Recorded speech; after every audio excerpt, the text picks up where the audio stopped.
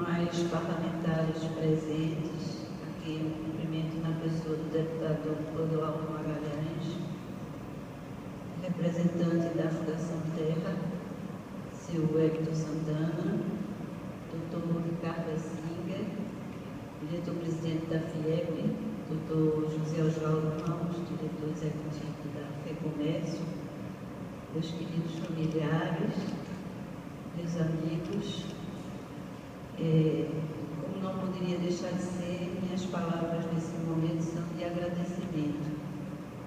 Graças à generosidade do deputado Exaltino Nascimento e de seus pares, que aprovaram sua proposta de concessão dessa medalha, estamos aqui hoje. Agradeço de coração a medalha e a presença de cada um de vocês. Quiseram os deputados que eu compartilhasse esse momento com a Fundação Terra, presidida pelo padre Ayrton, e isso muito me honra. Ele é um dos que pratica a espiritualidade com os olhos no alto, mas com os pés no chão. Agradeço esse gesto da Assembleia Legislativa do meu Estado e afirmo que ele me traz muita alegria, mas ao mesmo tempo amplia o meu senso de responsabilidade. Todo pernambucano se sentiria honrado de receber a medalha que tem como patrono o ilustre conterrâneo Joaquim Nabuco, um homem nascido em família da nossa elite nos tempos do Brasil monárquico e escravocrata. Alguém que teve muitas oportunidades para voar bem alto, tanto que foi político, diplomata, historiador, jurista, jornalista, além de poeta e memorialista, mas que colocou os pés no chão. E no Brasil, da segunda metade do século XIX, se rebelou contra o Estatuto da Escravidão, tornando-se um dos líderes do movimento abolicionista. E batalhou com as armas que tinha, a sua atuação política e os seus escritos. Teve a alegria de ver assinada a Lei Áurea, mas consta que sabiamente vaticinou: a escravidão permanecerá por muito tempo como a característica nacional do Brasil. Infelizmente, acertou. Os escravos foram liberados, mas a Lei de Terras, de 1850, bloqueara o acesso a esse imenso patrimônio do nosso país. Com essa lei, nenhuma nova sesmaria podia ser concedida, nem seria reconhecida a ocupação.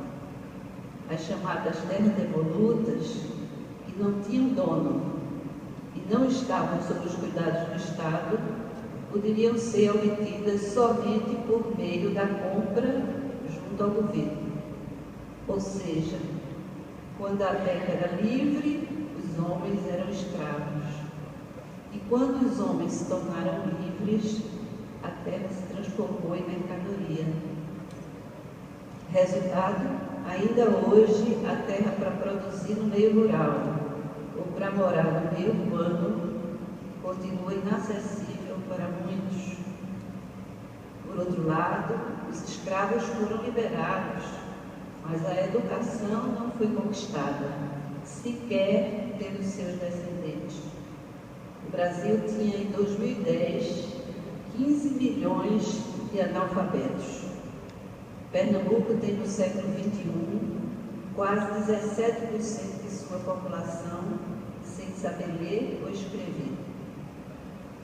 Por sua vez, o IBGE mostra, com base na PNAD de 2012, que quase 10 milhões de pessoas no Brasil, ou 1 em cada 5 jovens de 15 a 29 anos, nem estudam, nem trabalham. É um contingente maior que a população de Pernambuco. E no nosso estado, 27% dos jovens nessa faixa de idade não estudam nem trabalham. E nos domicílios com renda muito baixa, esse percentual chega a 46%.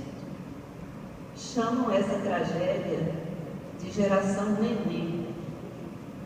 No total, 70% são mulheres. E entre elas, quase 70% das adolescentes que já têm pelo menos um filho deixaram de estudar antes de concluir o ensino médio. No mercado de trabalho da região metropolitana do Recife, para falar da situação que nos cerca, os resquícios da escravidão ainda se fazem notar no rendimento dos ocupados. Segundo o DIEESE, o rendimento médio por hora trabalhada dos homens negros era em 2012 2/3 do recebido pelos homens não negros. E as mulheres negras só conseguiram 54% daquele valor. Portanto, o Brasil e Pernambuco continuam a nos desafiar e a colocar os pés no chão. Se é verdade que nos anos recentes conseguimos avanços importantes, em especial nas políticas sociais, a desigualdade social ainda é a principal marca da sociedade brasileira. E a ela acrescentamos a desigualdade regional, cujas raízes são contemporâneas de Joaquim Nabuco, mas que se consolidaram no século XX, deixando o Nordeste e o Norte distantes dos padrões do Sudeste e do Sul. Portanto, continuamos desafiados a olhar em nosso entorno e a fazer como o patrono dessa medalha que ora recebemos. Não aceitarmos o que vemos. Impossível conviver tranquilamente em um país e em um Estado com indicadores sociais inaceitáveis. Ainda bem que no momento atual a sociedade se mostra inquieta. Vivemos uma conjuntura plena de possibilidades. Grata pela homenagem, busquemos outras abolições.